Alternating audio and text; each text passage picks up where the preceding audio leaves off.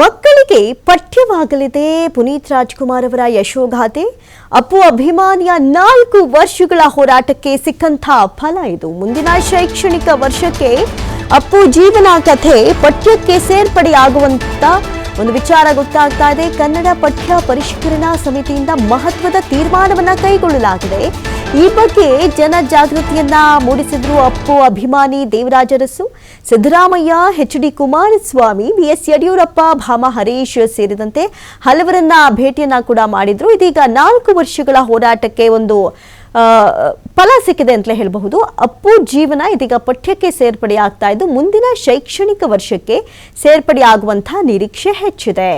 ಅದರಲ್ಲೂ ಕೂಡ ಅಪ್ಪು ಅಭಿಮಾನಿಗಳು ಅಪ್ಪು ಇಲ್ಲವಾದರೂ ಅಪ್ಪುವನ್ನ ಹೊತ್ತು ಮೆರೆಸ್ತಾ ಇದ್ದಾರೆ. ಅಪ್ಪು ಮಾಡಿದಂಥ ಒಂದು ಕಾರ್ಯಗಳನ್ನ ನೆನೆದು ಪ್ರತಿದಿನ ಕಣ್ಣೀರು ಈಗಲೂ ಆಗ್ತಾ ಇದ್ದಾರೆ.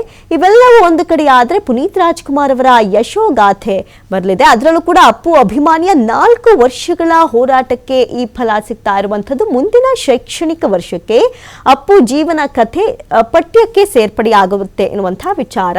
ಅದರಲ್ಲೂ ಕೂಡ ಕನ್ನಡ ಪಠ್ಯ ಪರಿಷ್ಕರಣಾ ಸಮಿತಿಯಿಂದ ಈ ಒಂದು ವಿಚಾರದ ಬಗ್ಗೆ ಮಹತ್ವದ ತೀರ್ಮಾನವನ್ನ ಕೂಡ ಕೈಗೊಳ್ಳಲಾಗಿದೆ. ಈ ಬಗ್ಗೆ ಜನಜಾಗೃತಿಯನ್ನ ಮೂಡಿಸಿದ್ರು ಅಪ್ಪು ಅಭಿಮಾನಿ ದೇವರಾಜ ಅರಸು. ಅದರಲ್ಲೂ ಕೂಡ ಇದೀಗ ಸಿದ್ದರಾಮಯ್ಯನವರಾಗಿರಬಹುದು, ಕುಮಾರಸ್ವಾಮಿ, ಯಡಿಯೂರಪ್ಪ, ಭಾಮ ಹರೀಶ್ ಸೇರಿದಂತೆ ಈ ಸಂಬಂಧ ಹಲವರನ್ನ ಭೇಟಿ ಕೂಡ ಮಾಡಿದ್ರು.